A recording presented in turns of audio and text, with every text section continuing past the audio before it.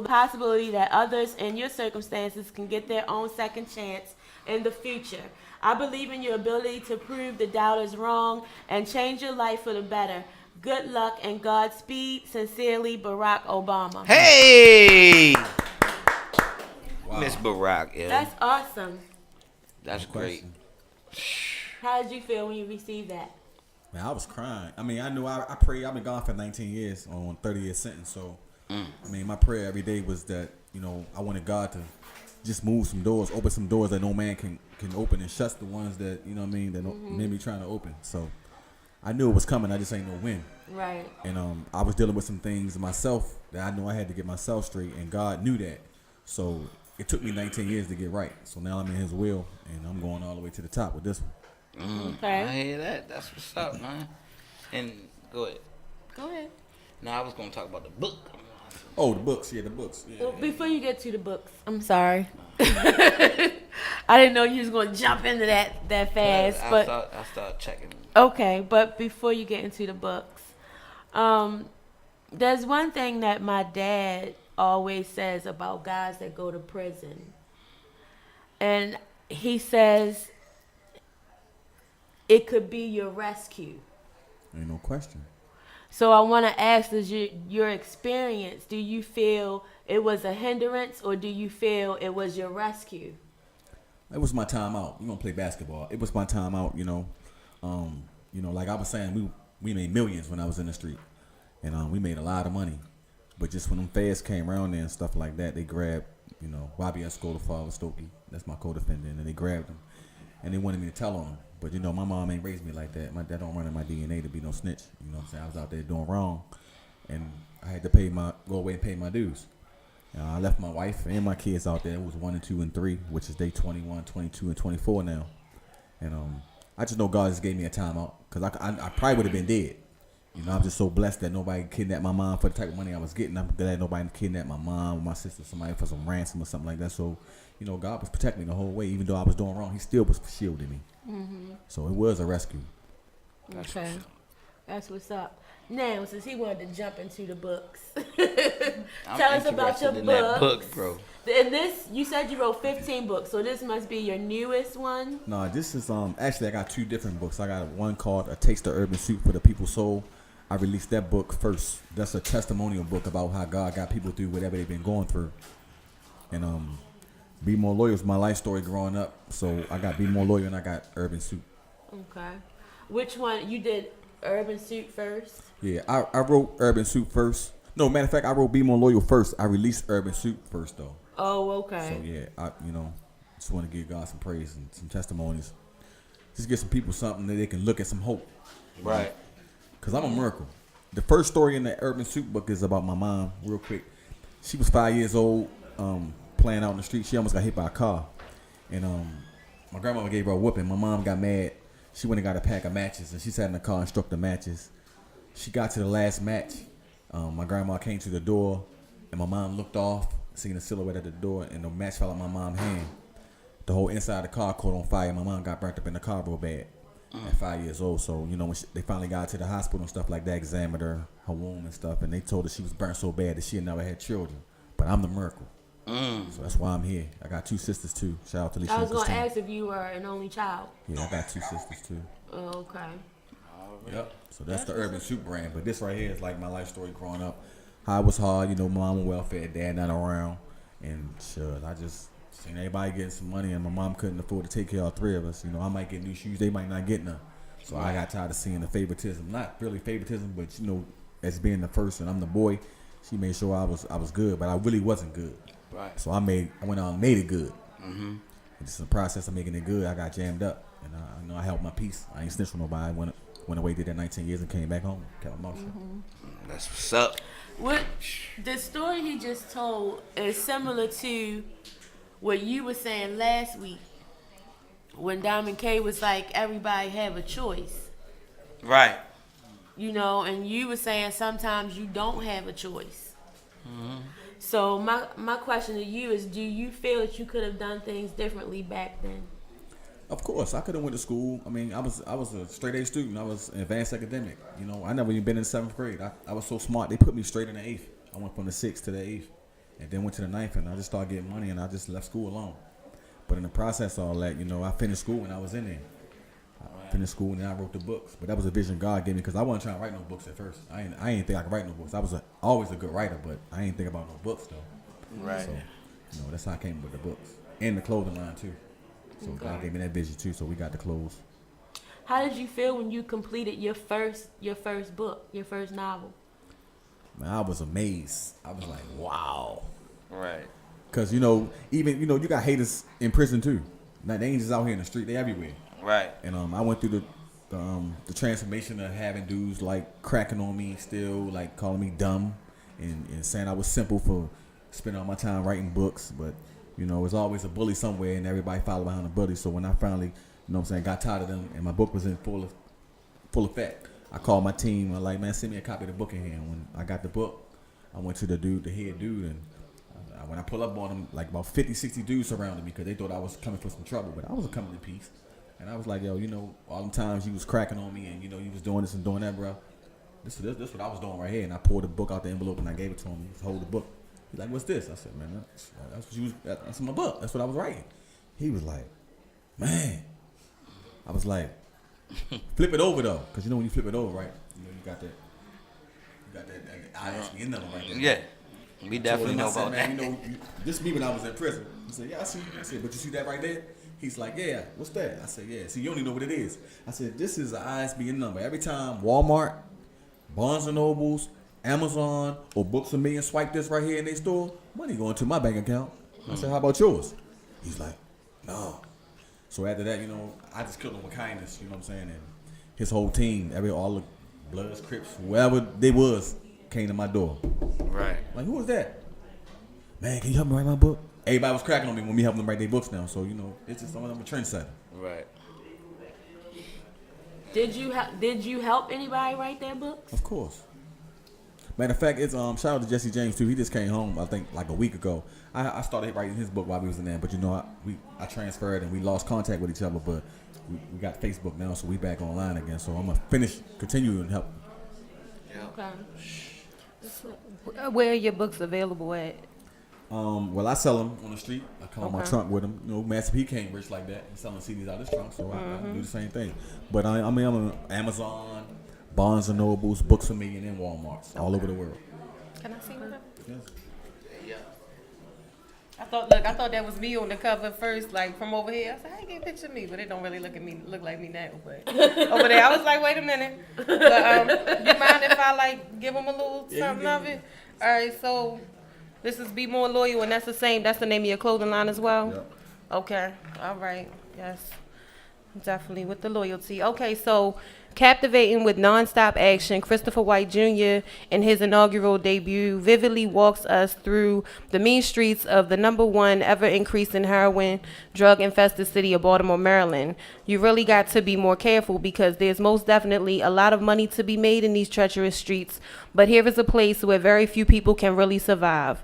The infamous Black somehow makes these streets of Be More his backyard, and Black strategically makes his way and climbs all the way up to the very top, ducking the haters, handing his foes, driving all of the finest whips, getting all of the girls, and bringing unity into a drug world where it's nothing but jealousy, envy, and a rack of cutthroat people. Each man for himself and God for us all. Tony really is Black's right-hand man. Question mark, because I ain't say it like it was a question, just so y'all don't be lost. Look at how a man rises and falls. So definitely check that out, y'all. Be More Loyal. You know what I'm saying? Much success to you on that. Thank you very much. Let me see it. So while they checking your book out, you are also a member of the NAACP. Yes. How is that in your journey? Well, I get to, I kind of green light. I get to go into the prisons. We visit Wax's Detention Center. I go in there and mentor some of the young girls. I talk to them, even though they kind of rowdy. When I first went there, they was real rowdy until I started speaking, and they kind of calmed down. And then before I left, they was crying and want my number and stuff like that. Asked me how can I help them get jobs and stuff like that. So, being a member of the NAACP is big. Okay. Yeah, that's dope. I'm also the face of Baltimore for the youth too. I go like y'all was speaking about Carlos Muhammad. Yeah, that's my partner. You know, I stay on 88.9 FM. You know, that's like my first home. Who, Carlos? Yeah, Carlos, that's my Yeah, partner. yeah. I'm partners with him down at Central Baby Bookings. Okay. We got the Boys and Girls Club down there, so I go inside their prison too, and I mentor the young men in there. They love me in there too. That's So what's they up, want you man. to keep it real with them. You know what I'm saying? Right. How can you go into a place and say you're gonna mentor some people and you ain't been through what they've been through? So Right. they really listen to what I'm saying because I was that kid at one time that's sitting behind that prison wall, Right. being detained. So I basically just try to get a kid some hope. That's it. That's what's up. And you said, what about Harlem Park? You had Oh something. yeah, I'm partnered with Harlem Park High School. They changed the name to Abutis Fells. Okay. I got a Be More Loyal Abutis Fells closet down there where I get donations and we go buy the kids like everything: shoes, clothes, scarves, hats, everything. That, maxi pads for girls, toothbrush, everything you got in your house, we got. Right. In this closet, and once a week the kids that go to the school can come to that closet and go shopping like they in a mall. Okay. We got live video on Facebook too for that, and they coming in and kids be so happy because a lot of kids don't got nothing, Right, I know. and you know, Right. we make it possible for them to be able to while they in school on their lunch break, whatever period it is, they could go eat real quick and come and shop and get what they need. And we got a Be More Loyal Abutis Fells food pantry too, where they can come and they can get food and take home to their house too. And then we open up for the community like once a month. Once a month, everybody from the community can come to the closet and get clothes or whatever they need and food. That's dope. So that's what we do. Real dope. That's what's up. Now, hold up. All that's good. That belt. Let's talk about the belt, the champions, man. Man, it's so amazing. Like, you know, Floyd Mayweather, Tank, all them, they got their own clothing lines, man. And you Right. know, I knew about Snoopy. That's my partner. He's a clothing designer. I guess he's talking right now. But yeah, me and him grew up together. So I didn't know he did not do clothes. When I came home from prison, I went to Texas. And people was calling like, yo, you got the clothes? I'm like, yeah. He's like, man, you know Snoopy do clothes. I wasn't trying to hurt nothing. I had to go and pray about that. Because, you know, you can make moves on your own and it'd be the wrong move. So I Right. prayed about it, you know, and God never gave me no answer right then. But I kept hearing that he do clothes and this. He doing Under Armour. He do clothes for everybody. So we had a funeral like a couple of months ago. And that's how me and Snoopy met back up. Okay. He was like, yo, you home? I'm like, yeah. I said, bro, you do clothes? That's when God gave me the green, like, yeah, move now. Yo, you do clothes? He like, yeah, bro. I said, man, I got this. Oh, yeah, we gonna rock with that. You family. I ain't gonna charge you nothing, man. We going in together. I'm your partner. Right. And we been rocking ever since. I hear that. So, you know, and then, I was saying about Floyd and them, they got their own clothing line. The champ, Malik, he got his clothing line too. Right. Nobody don't even want to wear their own clothing lines anymore. Everybody want this right here. You know, I know God got his hand on this, so, you know, that's Right. what we doing, man. We being more loyal to the world, man. First, I'm being loyal to myself first. Right. Because if you ain't loyal to yourself, then you can't be loyal to nobody else. Nobody. anyway. That's So- right. Already. That's real. Man, that belt, man. Oh, yeah, the belt. so get back to the belt. Championship belt, right? Malik is a part of Be More Loyal now, too. So, Okay. You know what I mean? And I thank him for, you know what I mean, just taking a notice and what we got going on, positive. And we got, it's a lot of spiritual things with this, too. So, you know what I'm saying? You got to be spiritual to understand what's going on. Right, You right. know, being gone for 19 years, you know, nobody really didn't want to kick it with me. You feel what I'm saying? So, being as though God is in the midst, and I'm not taking credit for nothing. I'm playing the backfield. I'm letting him drive the car. So he gonna drive and put everybody in my life that need to be in my life, and he gonna remove some people out of my life. And just so happened, Malik and Snoopy was doing whatever they doing with the clothes, and you know what I mean. He just wanted to be part of Be More Loyal, so that's what we got, man. We got the champ on the team now. And it's my first. Hey, So you how like did yourself? how did that belt come into play? come into play? Yeah. You mean for today? No, It for just- him, how did he win it? How did it go down? What He the champ, happened? he the boxer. We wasn't there. We didn't see it. Put us there.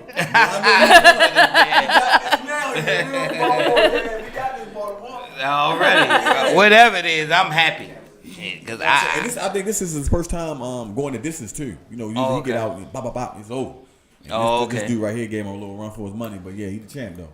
So how many rounds did they go? Did they go I like think they what they went 8, they go 8 eight? or 10. I thought it was 10. 12. They went 12. 12 rounds. Damn. 12 12 rounds. is the, yeah. And what weight division? I mean, what weight class is that? This is the WBA, Okay. North American Boxing Association. Okay. What's his record looking like? 'Cause, I mean, you know, he gotta have some numbers. We to gotta check, have right? him on Real Spit Radio. He I got mean, some footage on YouTube. Yeah, we gonna get him on here, y'all. You know what I'm saying? Yeah. I just wanted to, he part of the team. I just got the belt, man. We the champs. Right. But he gonna come on here. He gonna come on the show. He definitely coming on Where the he show. at? He back here. Look, you can sit There you right go. right here. Come on. Come on over, bro. Let him know who you is. Like you knocking, On champ. you knocking wigs loose. You know, I was looking at you over there. I said he must have had an easy fight, cause I don't see no cuts, but I do. I see a little cut, a little bruise. You must have really put in that work. We preparing you, bro. Cause you know when them big dudes get in your face, like how you feel about the first round? I've been battle tested before. This ain't my first time. This ain't my first rodeo. I hear that. That's what's up. So let everybody know who you are and how you felt when you won the championship belt. And how long you been boxing too? Well, my name is Malik Iceman Hawkins. I've been boxing roughly about 14, 15 years. And record is 13 and over 9 knockouts. When I won the belt, to be honest, I really didn't even I was shocked for real. All I seen was my coach jumping in my face. That's when it hit me that I won. Okay.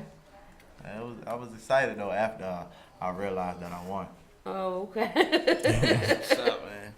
So when you who was you started with? Like a lot of people like here started at I know Mac Gym, Pennsylvania. Matt Lewis. Avenue, No, I Mac started Lewis. at Upton Boxing. I've been there since I was. Okay. Oh, okay. Yeah, I've been there since I was 9.5 years That's old. where Newman and was supposed to have their boxing match. Well, I know my son go there.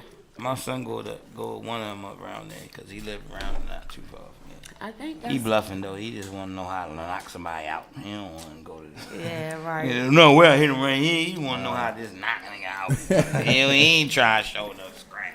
Ain't that what? 5 pounds of pressure? Nah, it's 7 pounds. Oh well, I ain't know. I knocked me a few. I mean, I had a few run-ins in jail too, man. You know, I ain't trying to do no wrestling. Right. Real quick. Right. Let's get on about it. Get up above you, huh? Yeah. Hey, that man. So when your next fight? It's on the table right now. We ain't really sure right now. My Okay. office hours closed right now. I hear that. That's what's up. Yes. So your boxing matches be at like Martin's West and stuff like that? Nah, they be all over the place. Oh, okay. All over. Like my last fight was just in Philly. Oh, all right, yeah. Yeah, so I'm all over the place. That's what's up. That's what's up. All right. Is there anything else before we go to commercial break or get out of here that you want to let the people know about you and what you have going on? I'm just gonna keep on trying to save our youth from Baltimore, man. These streets is really bad, man.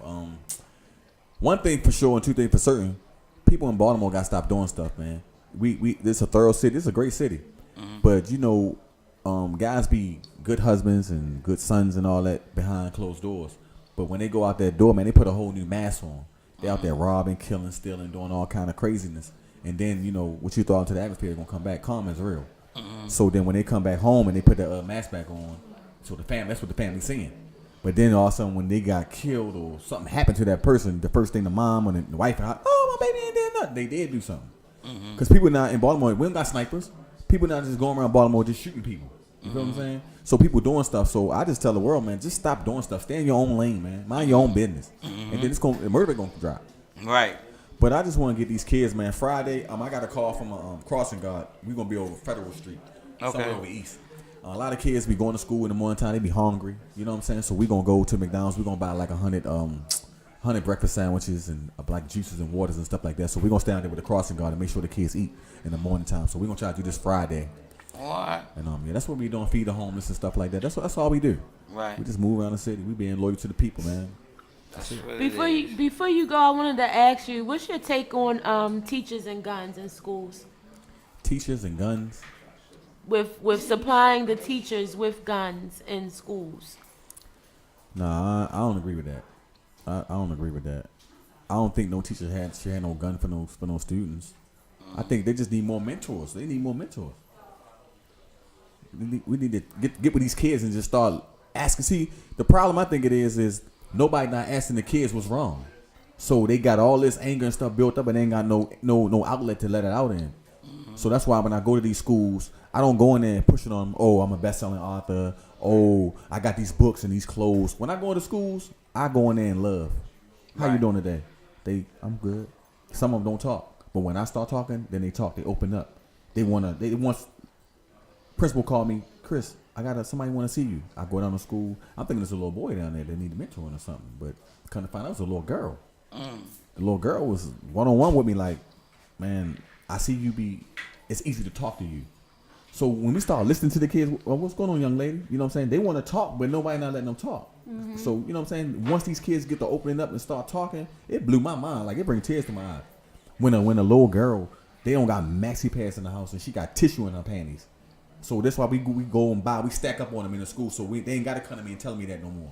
Cause I'm a man. You feel me? That's something you will tell your mother or a woman. You feel what I'm saying? So when they telling me that means they're comfortable with me. You feel me? So we go and we stack up on that. Maxi pads, lotion, deodorant, toothpaste, toothbrushes. So they can come in there, get in their bag and go home with it. You know what I'm saying? So and just by that right there, I open up a whole new can of worms for these kids. Like I'm their outlet. Right. Man, we need you, Mr. Chris. They asking for me. They miss me and stuff like that. And I don't gotta don't tell nobody you love them. I don't go in there telling them kids, oh, I love y'all. No, I show them I love them. Right. And they tell me they love me back. You feel what I'm saying? So that's how I go. Gotta be that outlet for them so they can talk. That's real, bro. That's real. Yep. You know what I mean? That's real. So right teacher don't there. need no gun if they trying to figure out what's wrong with the kid. Right. And not only that, I feel that teachers have enough responsibility. You know, they have to deal with all these different behaviors and attitudes from children that are not their children already. Why would you want to put a gun in their hand? That's not their job. And they human too. Right. So they going through whatever they going through at home. Then they got to come in here and deal with some more mess. You know what I'm saying? So, I mean, I deal with it too. They're not my kids. All my kids 21, 22, and 24 years old. I don't got no kids in public schools. But here I am out on North Avenue when there wasn't no heat in the schools. I was out there on Facebook Live with channel 45, 2, 13, all 11 News. We was out there together with 5 point something K people looking, talking, asking questions. And these casinos, man, they say they built the casinos to help the schools. Right. Where the money? Right. You know what I'm saying? Exactly. So where the money at? I don't work. I quit my day job to go ahead and put my life on the line for these kids. You know what I'm saying? To save these kids. So that's what I do, man. And I get donations and stuff like that. I got like 6 bags today. I went down to school and donated the bags. I got to sort the stuff out. And we're going to let the kids come in and get what they need. But them kids love getting stuff. They love somebody to listen to whatever problems they're going through. Because sometimes they can't talk to mom and dad. And dad might not be there. Mom just might be on her own. Right. So they come to school looking for me. And I find out what the problem is. I go to the principal, man. Look, this is what's going on with her. This is what's going on with him. And then we find the answer. And then we go help the kid. All right. That's what's up. Go ahead and plug your social media. Oh, my Instagram is Seymour Loyal. My Facebook is Carter Chris White or Chris White. I got 2 pages because they be blocking me sometimes on one page, so I gotta go to the other one. They do that to her too. I know all about it. Before we get out of here, go ahead and plug your social media. You can add me on Instagram at I am Freezer Time. Add me on Facebook at Malik Hawkins. All right. And Radio on Fire broadcasts reach over 278,000 viewers per month. Advertise your product, service, or event on Radio on Fire by sponsoring an episode of Real Spit Radio for as low as $50. Visit radioonfire.com/promo to get started. We are Real Spit Radio on Radio on Fire. We'll be right back. Right back.